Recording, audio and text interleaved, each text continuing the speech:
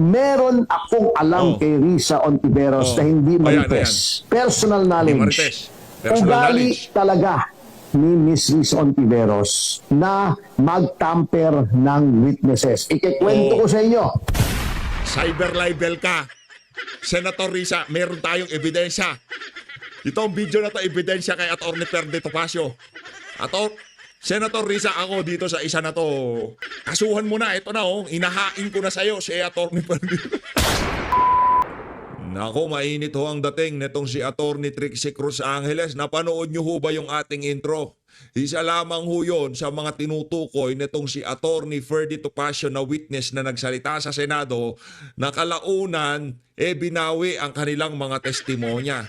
Na kung saan sinasabi ho nila, binayaran daw ho sila di umano ng opisina nitong si Senator Risa para magsinungaling. Di umano. Mamaya ho, papanuurin natin ang buong video.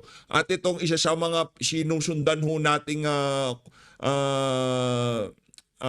internet personality, itong si Sir Roberto Tiglao, meron ho siyang tanong dito kay Senator Risa Hontiveros. Ito po ho palang katabi na to nitong si Risa Hontiveros, ano ho pala to, abogado di Campanilla, ika nga, di ba? Mahal daw ho itong mga kababayan, itong pagsasampa ng kaso na to ni Senator Risa Hontiveros. Meron hong tanong, itong si Sir Rigoberto Tiglao dito kay Senator Risa.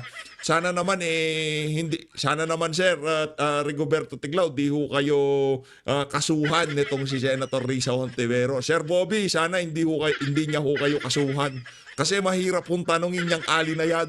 Karamihan hindi naman ho kaya lahat ng mga kinasuhan niya doon sa cyber libel case na yon, nagtanong lang ho sa kanya kung anong masasabi niya doon sa mga isiniwalat nitong si alias Rene. Ang problema, imbis na depensa niya sarili niya at pasinungalingan yung mga aligasyon sa kanya nitong si alias Rene, na kung saan talaga yung mga ebidensya malalaglag itong si alias Rene, pinakitahan ho tayo ng screenshot. Yun ang problema doon. Pero bago ho lahat ng yan mga kababayan, isang like at isang subscribe. Masaya na ho tayo dyan sa mga gusto sumali sa ating community. Yung join button, nandyan lang ho sa baba.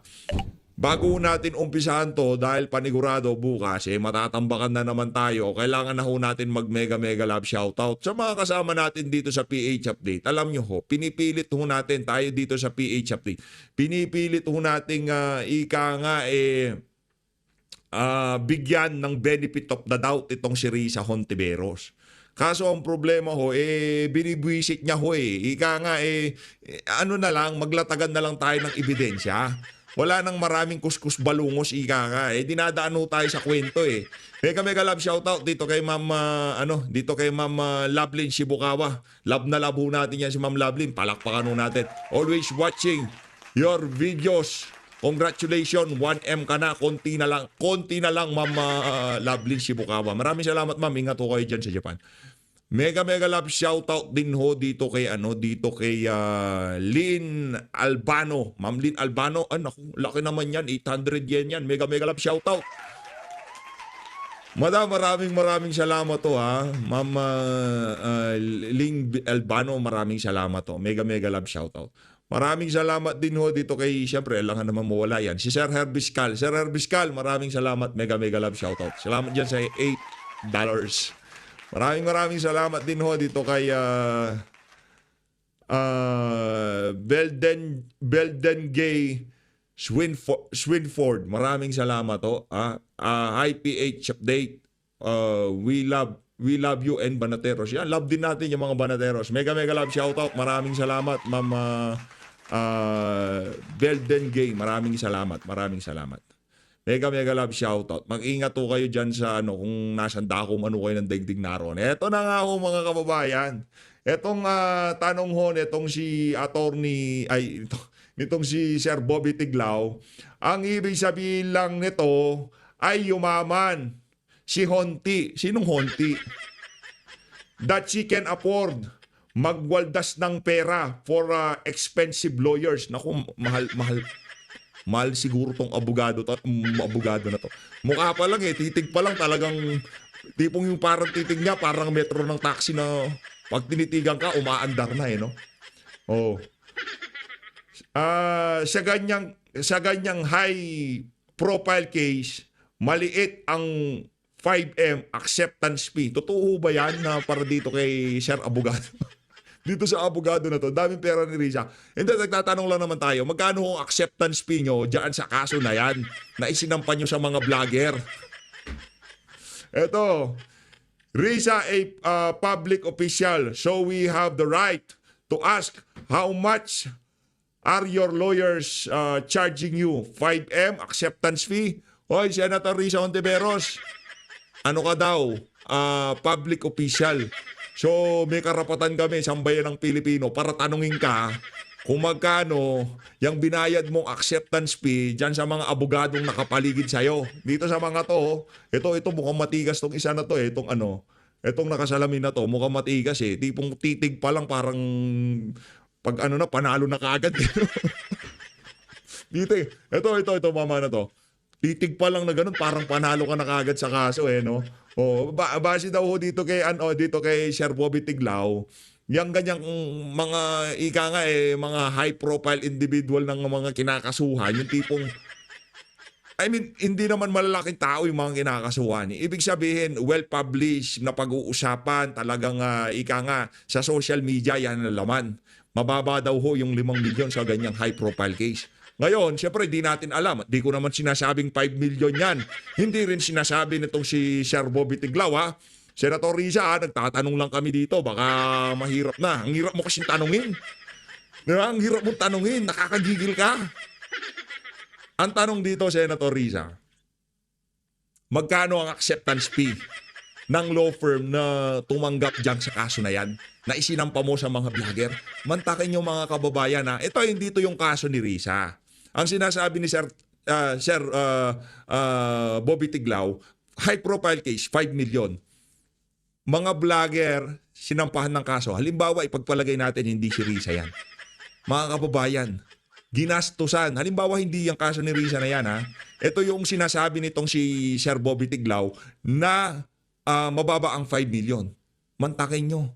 Banat Bay, Attorney Trix, Crisette, si Ma'am Crisette, itong si Ma'am Joey, yung mga individual na yan, susunugin mo yung 5 milyong acceptance fee pa lang o yung mga kababayan. Iba pa yung mga appearance sila. Iba pa yung di pa tayo na ganyan pero mahaluyan mga kababayan. Kung ang isang individual kayang magpakawala ng ganyang karaming pera para lamang bigyan na iisipin itong mga vlogger na to, ibig sabihin, yung individual na yan, hindi si Risa, okay? Baka sabihin ni Risa, ako na naman. Lagi na lang ako pinatutungkulan nyo. Hindi ho kayo ito. Yung individual to, hindi ho kayo. Hindi pa nga natin alam kung 5 million o kung magkano, di ba? Hindi ho kayo pinatutungkulan nandito. Ibig sabihin, kung ikaw kaya mo magsunog ng 5 million sa acceptance fee, ibig sabihin, baldi-baldi ang pera mo, Brad. Di ba? Baldi-baldi pera mo. Yung 5 million na yan, baka yung mga kababayan natin, tayo tumanda na tayo, di pa natin kikitain yan. Di ba? Baldi-baldi pera mo dyan, Brad. Anak ng tokwa, kaya mong yan ika nga, life-changing money ang 5 million na yan Yung tipong karamihan nga ho sa atin, pangarap lang makabuo ng 100,000 piso. Totoo. Sige nga, especially mga kababayan nating OFW. Di ba, isa yan sa mga milestone. Yung tipong pagka nakabuo ka ng 100,000, para saya-saya na natin. Naku, meron akong 100,000, merong emergency fund. Pili mo ganon. Pero yung mga mayayaman, para lamang bigyan ng iisipin yung mga, kung kanino sila nabubwisit, kaya ho nilang sunugin, yan 5 milyon na yan, para sa acceptance fee lamang ng mga abogadong i-hire nila. Di ba? Ganon ho katindi itong mga kababayan. Ayun na nga. Punta na ho tayo. Dito sa mga nagkahalat na video nitong si Attorney Ferdy Topacio. Eto, si Attorney Ferdy Topacio, ito kasi kasuhan mo Ito, inahamon ka na Ba't kasi hindi yung mga nangahamon sa'yo na kasuhan mo sila? Hindi yun ang pinagkakasuhan mo. Pinagkakasuhan mo yung mga vlogger. Langya ka talaga. Eto, Attorney Ferdy. Meron akong alam kay Risa Hontiveros na hindi marites. Personal knowledge. Personal Ugali knowledge. talaga ni Miss Riz Ontiveros na mag-tamper ng witnesses. Ikikwento Cyber libel. Cyber libel. Attorney Perdi Topacio. Cyber libel yan. Cyber libel yan. Paging, Senator Risa Ontiveros, sina-cyber libel ka. Meron daw siyang nalalaman. Personal na knowledge niya. Trip mo daw yung magtamper ng ebidensya. Base kay Attorney Perdi, di sa akin. Siya nagsasalita dyan. Siya. Attorney, Sen Risa, kasukuhan nyo na to, oh. Sen Risa. Nakanto ko, ayan, oh. Anong sabi nitong si Attorney Perdi? Anong sabi niya? Oh, ano sabi niya? ugali talaga ni Ito. Oh. Ano sabi niya, Oging? meron akong alam Oh. kay Risa Ontiveros Oh. na hindi Ayan, marites. Personal knowledge. Marites. Personal Ugali knowledge. talaga ni Miss Risa Ontiveros na mag-tamper ng witnesses. Ikikwento Oh. ko sa inyo. Cyber libel ka. Senator Risa, meron tayong ebidensya. Itong video na to, ebidensya kay Attorney Perdi Topacio. Senator Risa, ako dito sa isa na to. Kasuhan mo na, ito na, oh. Inahain ko na sa'yo si Attorney Perdi Topacio. Kasuhan mo, mahilig ka raw. Ito, Sen Risa, mahilig ka raw mag-tamper ng evidence. Ako, di ako naniniwala dyan. Diba? Hindi ako naniniwala dyan. Kasuhan mo tong si Attorney Perdi Topacio. Huwag yung mga vlogger pinagkakasuhan mo. Abogado, banggain mo ito. Sa tingin ko, yung kumuha ng acceptance fee mo, pag nakita tong si Attorney Perdi Topacio, maiihi sila sa pantalon nila. Siguro kasama tong si Attorney Perdi Topacio dun sa mga sasampahan, kaso nakita ng law firm. Teka. Perdi Topacio to. Hindi to pwede, yari tayo. Di ba nakita niya? Oh, ito na mga sasampahan namin. Mga cyber libel case. Yeah? Pupunta sa sa law office. Oh, meeting sila. Sino ba sasampahan nyo? Sige nga. Latang nyo sa amin sino? Banat Bike, Reset, Attorney Trixie, o Attorney Perdi Topacio. Nakita ng law firm. Attorney Perdi Topacio. Di pwede yan. Mas mataas ang acceptance fee natin kung may kalabang abogado. Hindi, pero mabigat tong aligasyon na to, ha? Mga Brad, mabigat tong aligasyon na to. Ha? Senator Risa, di ka pala abogado, aktivista ka. Aktivista Risa. Eto na. Eto malinaw to. Nagsusumigaw ang ebidensya natin dito, madam. Cyber libel case natin to. Di ba? O, hinanap ko na para sa'yo. Ito ang nagsusumigaw na ebidensya na talagang kasuhan mo yang si Attorney Perdi Topacio. Tignan ko kung ano mangyayari dyan sa kaso na. Excited tayo. Tuloy mo, Attorney Perdi. Paliwanag mo sa sambayan ng Pilipino yung nalalaman mo. Attorney Perdi, pasok. You remember noong time ni Pangulong Duterte, yung si Okay. Kian, yung Naku, nabaril Kian yan. ng mga pulis. Yun. Kian de los Santos. Of course, I believe, let me make myself clear, I believe na dapat parusahan yung mga pulis doon. Actually, nilapit sa akin yan ni General Abayalde. I did not take the case. Kasi talagang guilty para sa akin. I can say that now kasi convicted na naman sila. Para sa akin, indefensible yung posisyon noong mga pulis. Nonetheless, ganun pa man na may kasalanan yung pulis, you should let justice take its course. Anong ginawa ni Ms. Riz Ontiveros? May mga witness, dalawa, minor, kinuha niya sa pamilya at itinago niya. Nako, cyber libel na naman yan. Senator Risa, parang pinapalabas nitong si Attorney Perdi, kidnapper ka. Parang pinapalabas niya, kinuha mo daw eh. Kasuhan mo na yan. Ano pa hinihintay? Senator Risa, kasuhan mo na si Attorney Perdi Topacio para matapos na yung ano na yan. Matagal ka nang binabanatan yan, di mo pa kinakasuhan. Issue pa lang ng formally, magkalaban na kayo niyan. Ano bang nangyari dun sa law firm? Di tinanggap si Attorney. Tuloy. Anong ginawa ni Ms. Riz Ontiveros? May mga witness, dalawa, minor, kinuha niya sa pamilya at itinago niya. Nako. Para turuan niya kung anong sasabihin. Which Baka isasali niya sa quiz bee Tapos siya ang magiging coach. Kau naman, Attorney Ferdy. Oh, di ba baka ikaw ako, benefit of the doubt. Yan. Oh, sinasabi ko sa inyo eh. Ayaw maniwala to. Senator Risa, ako bibigyan kita dito sa PH Update. Benefit of the doubt. Ito naman si Attorney Ferdy. Malisyoso ka. Kinuha niya yung mga bata, tinago niya para turuan niyang mag-spelling. Ilalaban niya sa spelling bee, quiz bee. Oh, siya ako naman. Di ba? Oh, yun ang pakay. Walang hindi siya nag-coach ng kung ano-anong testimonya. Tinuruan niya, oh, samat, ganito gagawin ka. Siyadong malisyoso. Sen Risa, kasuhan mo na yan si Ferdy Topacio. Gagalit na din ako dyan. Sinisira ka ako, benefit of the doubt. Basta ako dito, Risa ako. Yeah, oh. Risa tayo. Oh, benefit of the doubt ang tawag dyan. Oh, For me, it's objectionable. Kaya na-involve ako, the father of one of the witnesses went to us. Meron kaming grupo. Yung Citizens Crime Watch, nandyan yung aming Pangulo. Nandyan na ba si Mr. Magpantay is here. Pantay siyang national president namin ng Citizens Crime Watch. Lumapit yung tatay sa amin, nagpatulong kasi ayaw daw ibigay ni Risa Ontiveros yung anak niya. Ay, siya malisyoso. Ayaw ibigay yung anak ni Senator Risa kasi hindi pa tapos yung review nila. Benefit of the doubt, di ba? Sen Risa, pinagtatanggol na kita dito ha. Gagawin mo na lang, kakasuhan mo na lang yan. Yun na lang ang akin dito sa PH Update. Bigyan mo naman ako ng Consuelo de Bobo. Kasuhan mo si Ferdy Topacio para matapos na tong usapan na to. Anak ng tokwa. Puro vlogger pinagkakasuhan. Yan ang kasuhan mo. Di ba? Yari ka ngayon, Attorney Ferdy. May ebidensya na kami sa'yo.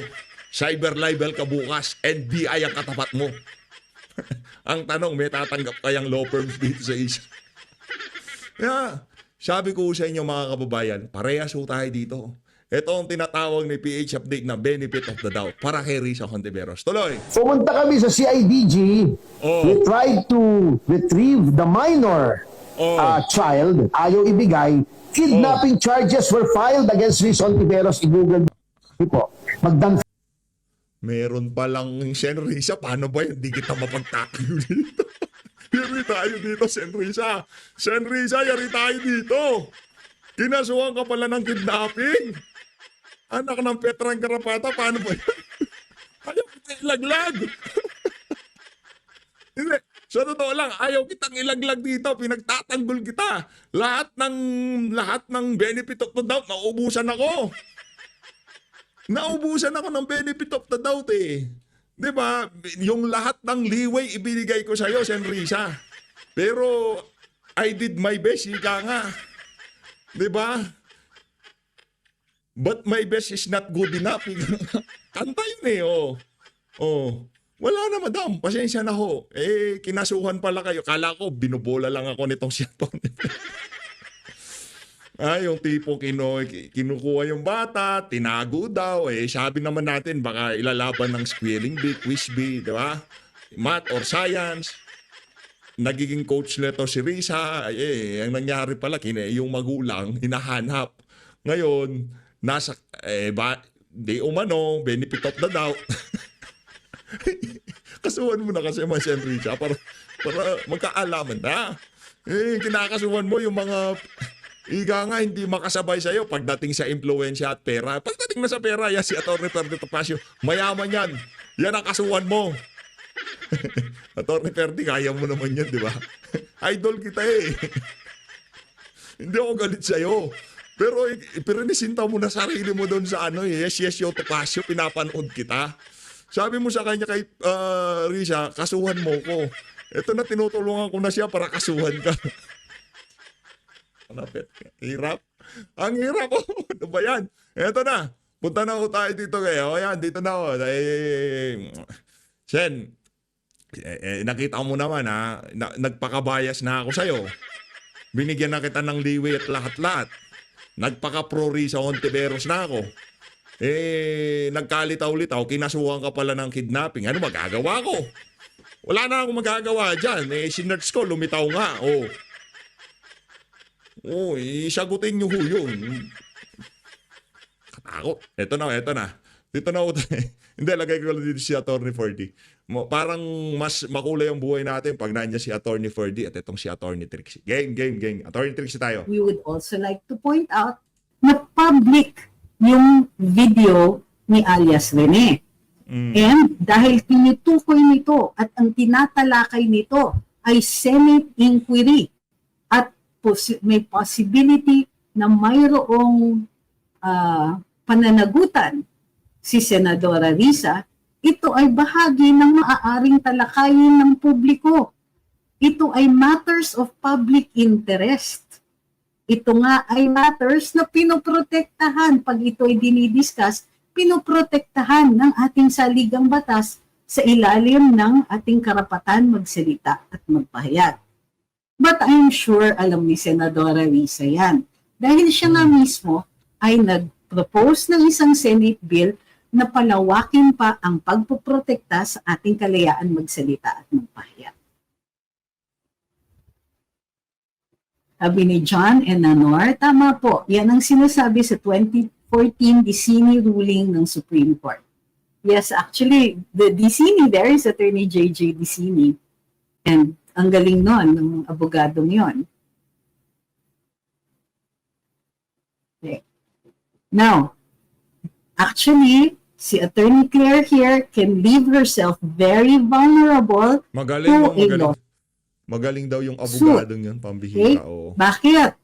Kasi maliwanag that this is a complaint for investigation. Wala pang maitutukoy na krimen dito. Pero gumawa siya ng conclusion alluding to a possible crime, imputing that crime on the vloggers. So, and she is a public official. So, this brings us to another point. Wala pong equality dito sa mga magkatunggaling partido. Whether it is Senator Risa against alias Rene or Senator Risa against the vloggers, senadora siya. Correct. Kami, ordinaryong mamamayan. Mm. Kami, wala kaming ganyang power, nor do we Correct. have the financial resources to Correct. fight City Hall. We don't have the financial resources na tapatan ang capability niya. Bukod pa Correct. niyan, she has sought the assistance of a national law enforcement agency. And that agency can take a side, ha? Legal. So it will not be surprising na this is about power. Senator Risa has power. She Correct. is a sitting senator. She has resources from her own office to come after ordinary citizens exercising their right to free speech. I believe the courts will be fair if it ever should come to that. But we're not Sana. even in the courts yet. Right now, nagfa-file pa lang siya ng reklamo sa NBI. Pero kinuha niya itong pagkakataon na i-characterize kaagad kami na parang pinalalabas niya na bahagi kami ng misinformation network na kami Nako. daw ay nagpalaganap ng video na yon speaking for Luminous. Wala pong ganun. Pero pinag-usapan namin and we tried our best to be fair. Doon pa lang sa una naming pagtatalakay ay nilabas na natin kung ano yung panig niya. Sa pangalawang pagtatalakay, panig lang niya ang talagang na-discuss doon. Although sinabi natin na mayroon naman ding kahinaan ang ilang mga argumento niyan. But that is what this course is about. So, doon sa magtatangka, magsasabing, fake news ka daw. Nako. O, kinasuhan ka ni Senadora Risa, buti nga, yung mga ganyan. Nako. Akala ninyo na you can get away with it now. And maybe you can. Tsaka tayo dito sa PHFT, mapakakampi o kalaban, hindi tayo matutuwa kung makakasuhan. Unless na lang kung yaan politiko at talagang nagsusumigaw na ang pagnanakaw. Pero pagdating doon sa mga influencer, pero kung talagang harapan na yung panluloko. Kasi ito, napapanood nyo naman yung mga video niya si Atty. Trixie Cruz Angeles. Ni pagtatanong nga dyan, pagka medyo falsifikado tanong mo, di ka naman sasagutin yan. Pagka yan, medyo yung tanong mo hindi malinaw, di nga niyang pag-uusapan. Abogado kasi. Kaya yung pagsangkot, yung pangalan niya doon sa mga kinasuhan, medyo natawa lang tayo nung nakita natin pangalan ni Atty. Trixie Cruz Angeles. Kasi alam ho niyan ang batas. Alam ho niyan pagka meron siyang malalabag na batas. Dito ho natin napatunayan na talagang ang isinampang kaso na yan, ano lang ho yan, kumbaga gusto hong patahimikin, takutin yung mga vlogger na kinumentuhan, riniaksyonan, pinag-usapan yung video na yan, itong si alias Rene. Nakakatawa lang hong isipin na pati itong si Atty. Trix, abogado, isasama mo sa kaso. Yung isang abogado naman, na inahamon ka na kasuhan mo siya, ayaw mo namang kasuhan.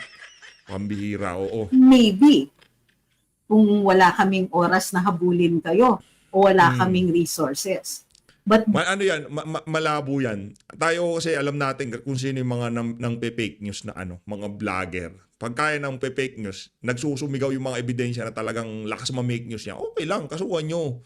Kasi yung tipong hindi na yung tipong talagang gumagawa na ng istorya. Yun ang problema natin. Pero pagka pinag-usapan lang ang purpose ng para kumbaga public awareness, malaman ng mga kababayan na merong ganitong issue na ano ba to kailangan nating tanungin itong mga politiko na to kung totoo ba to, hindi totoo to. Kung hindi totoo, pasinungalingan nyo. Kung hindi totoo to, lata. Sa totoo lang, pagka linabasan tayo ng ebidensya nitong ni Risa Hontiveros na kung saan nandyan talaga yung video, yung mga video conversation, text message, wala nang maitatagong, madam. Wala na ho kayong tipong hindi para sa protection niya dahil ganito. Madam, linantad niya ho kayo sa buong sambayanan. Ika nga, binulat-lat niya ang inyong kahihiyan. Kaya kung meron kayong CCTV footage dyan na meron timestamp, meron kayong kung ano pa man dyan na habang nag-uusap kayo, inabisuhan nyo siya, meron tayong dito, video, for your protection, para na rin siya protection namin. Alam mo dyan na nagbibideo tayo. O ito, mag-usap tayo ngayon. Anong nalalaman mo? Yung tipong mga ganun. Kasi habang nagsasalita siya, nagsusulat kayo, nagtitake kayo ng notes. Then, sa pagtitake nyo ng notes na yon, kayo nagagawa apid-apid, papabasa nyo sa kanya, ito yung napag-usapan natin. O, mapipirmahan mo yan. Ganun yun gusto namin makita. Kaso, linatagan nyo kami, puro screenshot. Sa totoo lang, kung lalatagan tayo ni Risa Hontiveros, sasabihin kong ganito kay alias Rene, merong ebidensya si Senator Risa. Ito, sagutin mo naman. Kaya ikaw naman ngayon sumagot. Anong masasabi mo dito? Kasi na-corner ka Ika nga, na-back to you ka ni Risa kaso walang ganun. Anong gagawin natin dito? Pagtatanggol ka namin kahit wala kang ebidensya. Hindi ko pinagtatanggol si Arias Rene. Tinatanong lang namin kayo, totoo ba yung sinasabi niya? Yun lang yun, wala. there will come a time if ipapagpatuloy natin ang polisiya o patutuloyin natin na ang mga malakas na, ang mga may power na, get to exercise it, possibly arbitrarily, or possibly, as a show that they can use that political power against ordinary citizens. Well, this is not the way it was meant to be. At any rate, confident ako, that in a fair fight, we're going to, this case will show that, this investigation will show that there is no case. I'm looking forward to that day. Pero ito yung wish list ko. Si Senadora Risa, to be fair to her, tries to be right, on the right side of the law. Sorry. She tries to be on the right side of the law. And that's good. Diba? Gusto naman natin yan. Pero, very sensitive about her image. And yes, we understand that. After all, she has declared herself open or available kung sakasakaling merong gustong i-consider siya for a higher position pag natapos na ang kanyang termino bilang senadora. So, with that in mind, itong hypersensitivity might not be very good. Kasi nga, kung ngayon pa lang, hindi ka pa na-elect to that higher national position. At ganyan ka ka-sensitive. Ganyan ka well, you automatically, you want to use she's entitled to file cases. Walang problema with that. Pero if you use that too often against people who can barely fight you back or who don't have the same kind of power as you, hindi ninyo ka-level pagdating sa power perceptions o sa power politics, you might want to think twice because Filipinos love the underdog. Correct. Mali nga dapat naghanap ka yung ka-size mo, 'di ba? Mag-aanap ka ng kalaban yung kasinlaki mo. Yung tipong hindi lang yung mga vlogger na, 'di ba? Hindi naman ho ganun kalaki ang ano dito, ika nga, 'di ba? Yung iba diyan mag-yellow icon. 'Di ba? Meron pa nga tayo dito, teka. Masyadong mainit ang usapan natin, no? Authoritics, ano ako sa iyo, maiba yung ano ko, yung ibang sumigway lang ako mabilisan. Nako, yun na nga sinasabi natin, si Dan Fernandez lang ang nanalo. Lahat tayo ay mga talunan. Lahat ng kalalakihan talunan. Si Dan Fernandez lang ang Ayun na nga mga kababayan, viral ho ngayon sa mundo ng social media. Etong mga lumabas na larawan na kung saan tila bagang iisa ang closet nitong si Dan Fernandez at Ivan Alawi. Pinagpepiestahan ho ngayon ng mga netizen itong mga picture na naglabasan kaninang umaga na kung saan makikita ang tiles, ang background, ang pagkaka-design ng isang tinanggal ko na lang yung mga yung puwit ni Ivan na tinanggal ko na lang, no? Tinanggal na lang ho natin, no? Baka mayroong batang nanonood Batang isip. Yung mga bata mahilig sa yung imagination yan masyadong lalo na yung mga kasamahan natin dito na nasa 35 pataas. Mga bata ang isip niyan. Baka kung ano pa imagine, kaya tinanggal ko na. Ngayon viral ho sa social media yan. Ang atin naman ho dito, itong si Ivan, dalaga naman. Itong si Dan Fernandez, di ko alam kung, di ba? Pagkaalam ko, meron siyang anak, kasabay niyang tumakbo nung nagdang eleksyon. Ngayon, sa bagay, di na bago yan. Panis na yung issue na yan. Tagalin na nga natin. Bahala na ho kayo dyan, buhay nila yan. Bahala, kumbaga pa, nalighten natin yung mood kay Risa. Tuloy natin. So, but this is something that I don't want you to do. Wag natin siyang personalin. Look at what she's doing in her capacity as a senator. So, nagpa-Senate inquiry siya. Nagkaroon ng mga witnesses dito. And yung paglalabas ni Attorney Topacio about why does this seem to happen so often, these are legitimate questions. Even the comments about it, legitimate yan. She is a public figure. She is a senator. At ang pinag-uusapan ay yung Senate inquiry. Pinag-uusapan yung pagbabaliktad ng isang witness. May mga akusasyon pa kay Senadora who is, I will repeat, paid by taxpayers' money. So, maganda yan. Pinapahayag niya yung kanyang panig. Pero yung going after vloggers na apakanipis pa ng connection, parang it doesn't seem fair. Nor does it seem right. When you're powerful, you act with compassion towards those who don't have the same power.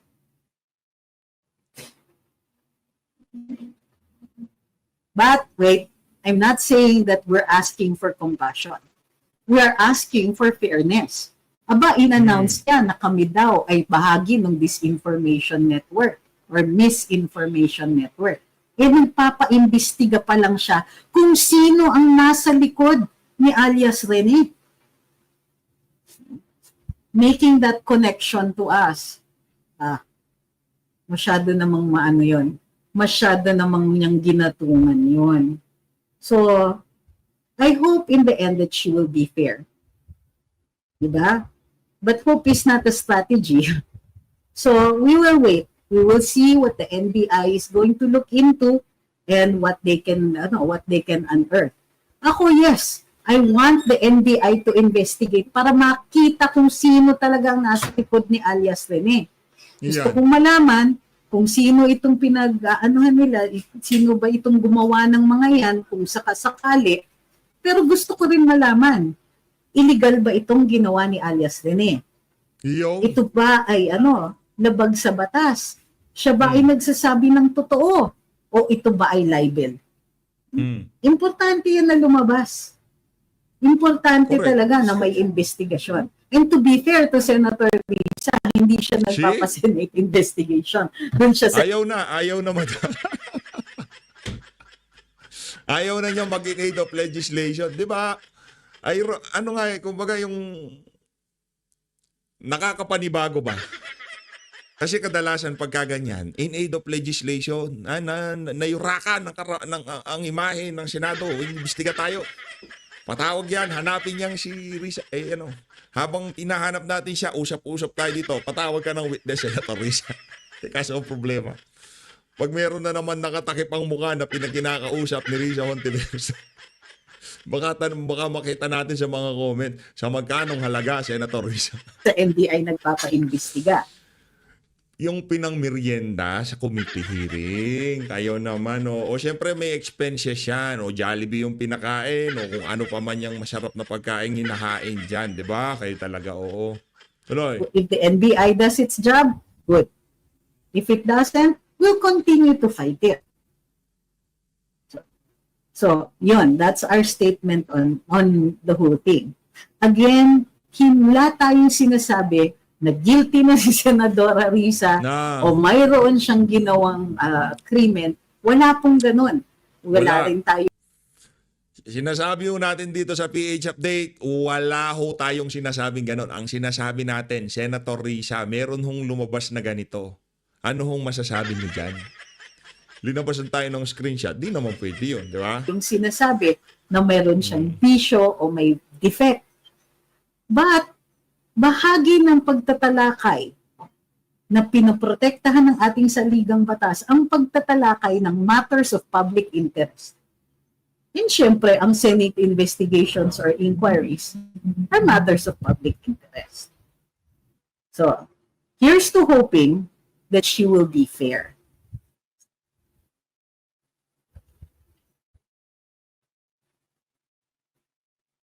Tayo hindi na umaasa, pero okay lang naman yan kung gustong umasa ni attorney.